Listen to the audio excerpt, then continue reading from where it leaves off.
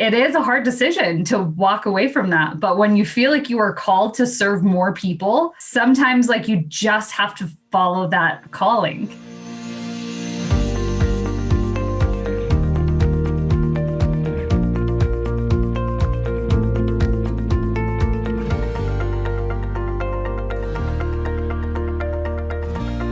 Hey, Authentic Influencers. I am so excited to have Michelle Cunningham. So fun. So Michelle, for those people who don't know who you are and your story, I'd love for you to just share a little bit about yourself and how you got into network marketing and the success that you've had doing what you do. Yeah, awesome. So I actually grew up, I always share the beginning because I feel like the beginning story matters, but I grew up incredibly poor. My mom was a single mom and she raised my brothers and I. So I had two brothers and I was the middle kid. And so my mom, from the age of me being 6 years old all the way up, she raised us just by herself. And so I remember just always being the kid that had less money than those around me and didn't have a new backpack on the first day of school and had like dirty shoes. And so I come from very humble beginnings. And for so much of my life, I had to find who I was. I was super shy. I was introverted and I never wanted to stand out because I was the different kid enough that I didn't want to be any more different. And I couldn't really afford anything that would make me stand out and like look cool. So that was how it started for me. And I went to college, paid my way through college and landed my dream job out of school as a pharmaceutical sales rep. So I ended up graduating college and landed my dream job as a pharmaceutical sales rep. And it was at that time that I started working that job and realized I didn't love it, right? I was like, is this all there is to life? So either way, so I landed my dream job as a pharmaceutical sales rep, didn't love it. And then I started, I got a call from someone and she said, why don't you come to this network marketing event with me? It was my coworker's wife. And so I go to this event in a hotel room and there's a lady who's a six-figure earner. There's another one that's a millionaire, another one driving a free car. And I'm like, this is either a fantastic opportunity or this is totally a scam. Right. And I go home and I tell my mom and she's like, yeah, this sounds a little too good to be true. Be careful. And so I'm not joining that week. And a week later, I remembered I was 23. And at 23, you don't listen to your mom. So I signed up anyway. And back then, this was 2002. And back then, there was no text message and there was no Facebook. So the only advice that I got from my leader was, you're going to walk up to strangers in parking lots. And I'm like, oh my gosh, no, that's like horrifying. Right. And I was like, I can't do this. And so I didn't do anything for the next 6 years. So from age 23 to 29, I had a secret network I dreamt about that I had products for. I ordered the whole product line. I dusted it off for 6 years and dreamt about my business for 6 solid years before anything changed for me.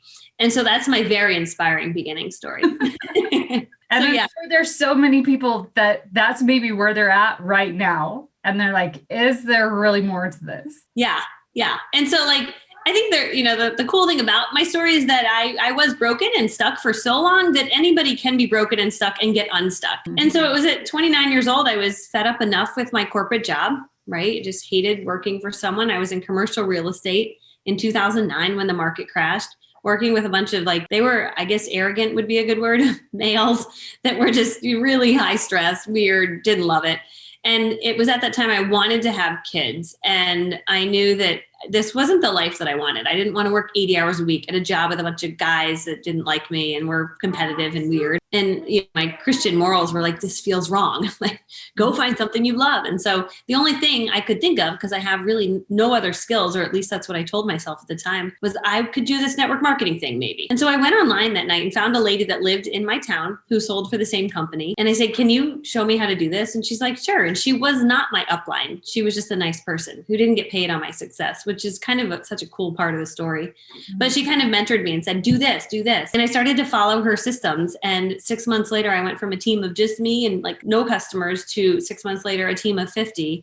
And I had hundreds of customers. And I was like, sweet, now I know what to do. So I just kept doing those things over and over and over again. And then it grew to a free car and another free car and another free car. And it was the top level luxury car from the company and trips around the world. And that team grew to over 1,000 reps. And we did 8 figures in team sales. And it was crazy and awesome. But a lot of it happened because that little lady believed in me. And that changed so much for me. She was my little mentor and cheerleader. And that changed so much for me. The other part of it that brought me a ton of success was I started a YouTube channel just out of boredom one day.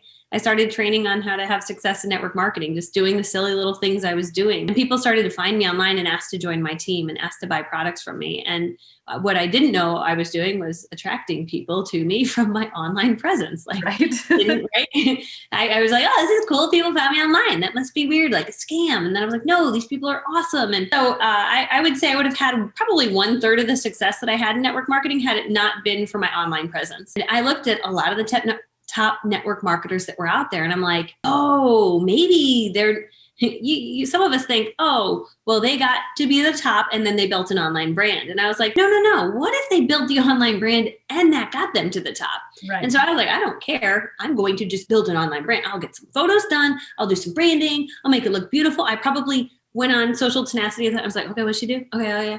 Right. Learning from the John Meltons and the Brooke Elders and the Tanya Elizas of the world, and watching even Sarah Robbins, like watching what these people were doing. And I'm like, I can do this.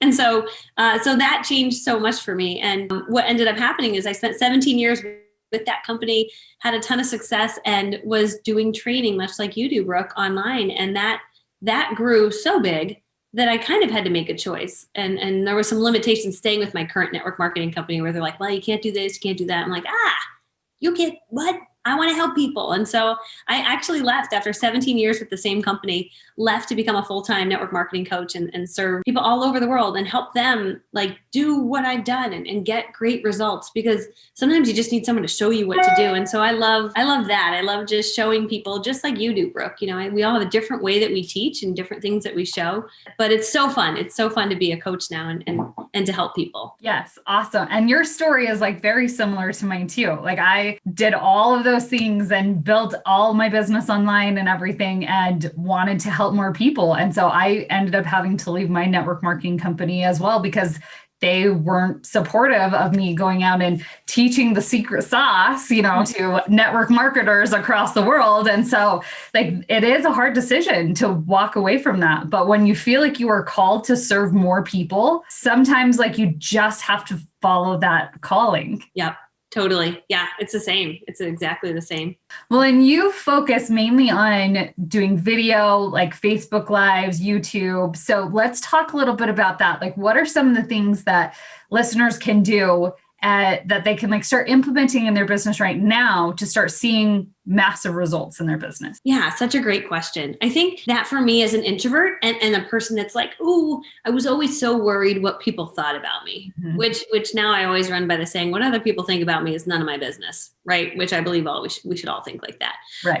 But there are different levels of self-esteem that we have as we're moving up the ladder, right? Yeah. But there was a period where I did not have enough self-esteem to do a Facebook Live. I did not want people from my past to see me. I didn't want them to pass judgment, yet I wanted to step out. And I was like, how could I do this safely? And what I uncovered is that YouTube is super safe because nobody knows you have a YouTube channel unless you tell them. So the other super cool thing about YouTube is you can create a video, sound really dumb in it, and then edit out your dumb parts. And that's another awesome bonus. So if you're like, yeah, I might sound dumb, okay, YouTube's good for you. And I don't want people that I know to see it. YouTube's great for you. So that's where I started. So one day I was like, okay, I'm going to figure out how to use iMovie to edit this video. So I literally filmed a video on my laptop. I didn't even have a microphone, but I knew that I sounded better if I stayed close to the laptop. And I filmed a little tip video. I showed the little game I was playing at my party. At the end, I put it in iMovie. I cut out everywhere I said and like forgot what I was saying. I put that together with a little bit of music. I get my music from Pond 5. You can get royalty-free music from Pond, the number 5. And I picked out Happy Ukulele. Always pick something with ukulele in it because it makes you just so happy and cute. And I put the little music on. And people, the next day, I loaded that thing up. I'm like, oh boy. And the next day I woke up and there was 10 comments and they come into your email. And it was like, I love you. This was so amazing. And I'm like, stop it. People like me. Like, I couldn't believe it. And they were liking my stuff. And this was so happy. And I'm like, well, that in my head, I'm like, that was the music. But there's an insider tip, just happy ukulele always. And I always don't pay more than 15. You can sort by the cheaper music. Don't fall in love with expensive music. It's just silly. So 15 music and under, and then you pick your music. But either way, I put all that together and I was like, whoa. And at that time, this is like 6 or 7 years ago, I just had my son. And he's 8 now. So he was, like 1-ish. And it was at a time where, when your kids are that young, you're exhausted and so tired. And so And just for me to get those little comments back from people saying that I helped them, I was like, yay. I had no energy, but I'm like, I am a winner. It was just very like, I just needed that at that point in my life. And it's just a crazy thing, but YouTube can literally fill your cup with like fans. I don't even know, you get fans that like your stuff and your channel. I just decided, you know what, I'm going to make my channel about network marketing, and that's who I'm going to serve. Although a few months prior, I tried my first channel. I'm like, I'm going to be an organizational guru. I'll be like Alejandra Costella. Like, that's how I first started. And then I was like, I don't like organizing. This doesn't feel right. So it didn't feel right. So I just completely changed and started a new channel altogether.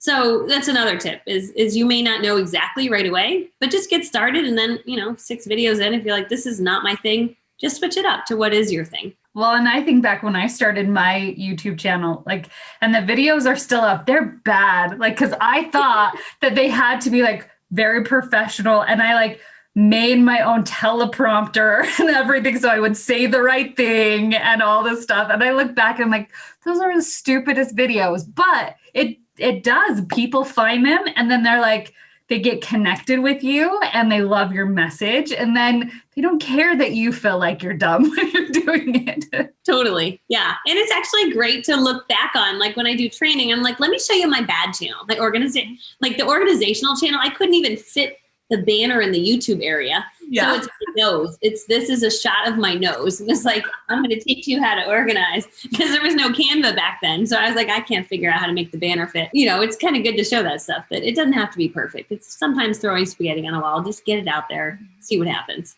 Right. I love that, because some people think that it needs to be perfect and everything needs to be polished and everything before it puts out there, because no one's going to take you seriously if it's not. And right. That's really not the case, because people, they fall in love with your message and they're going to fall in love with you. And they love the vulnerability and just the authentic you that as you show up in video. You had talked about YouTube. So what are some of the things when you're actually putting a video together? What's your process of you have I'm going to talk about this and then this and this. Do you plan out your videos beforehand? How do you know what to even talk about? And this could go for YouTube or Facebook, really. Yeah. There's 2 videos that I find get the most views. It's how-to videos, because people go to YouTube or they go to Google how to whatever, right? And so those are typically really great videos. And if you're like, I don't know what to make a video on, go to YouTube and see what videos have already been created around that topic and see which ones got the most views, because then it's clearly something that people are searching for. I mean, there's really fancy programs you can look up, but to be honest, I honestly never really got so into that. I was like, I'm just going to put out this video. Anytime I put out a video about booking parties, people love those videos, right? And you can go to some people that are in your space and you can sort by their most viewed videos to give you an idea of oh, this is a network marketing coach. What are they training on? Oh, this is a really good topic. And so if you're looking for inspiration or feeling like, I don't know, just go follow a few people, watch, I could talk about that. And I don't even watch their video. I don't care how they taught how to generate leads. I'm going to tell you how I know how to generate leads. So it's more so just to kind of get your brain going. And then I'll do, so there's either a how-to video or there's a listicle, a top 10 list, a top 7 list. I took a YouTube course. For some reason, they say videos that are odd numbers get more views than even numbers. So if it's my top 5 or 7 list, it gets more views than a top 10 list, which I thought was weird and interesting. So you make your top 7 tips that you have to do in order to generate more leads during the pandemic, whatever. And so I always think when I write a headline or a title is how to want without hate, right? How to generate leads in your pajamas without hate leaving your home, hate walking up to strangers. And so that's kind of a simple format to follow, how to want without hate. And so I'll just write down my little tips. And then I just film my little video. So I honestly don't overthink it, right? I think when I start to overthink, then the video never gets done. So sometimes I just grab and I start filming, or I'll film of those 7 tips. In the morning, I'll film tip 1. In the afternoon, I'll put on a different shirt, film tip 2, then tip 3, and then you splice them all together. And it's a little more fun to watch something that's not just one big talking head. It's a little more jumpy, but I also have plenty of talking head videos too. So I guess my approach is it's not super systematic. It's more like, let's just get this done. And the kids are quiet. Let's take a quick moment and film a video. Right. Well, I love that idea of going and looking at whatever it is, the problem that you solve, go and find what everyone else is talking about, just to start generating ideas. Because it's not that we're going to go and watch it and like say, okay, I'm going to say exactly what they just said, you know, Right. like it's your zone of genius. Like, you know, all of these things. And it could be like, if you are someone who helps people that are like just had a baby and they want to lose their baby weight, you can go and find tons of videos about that and then just put your own twist to it.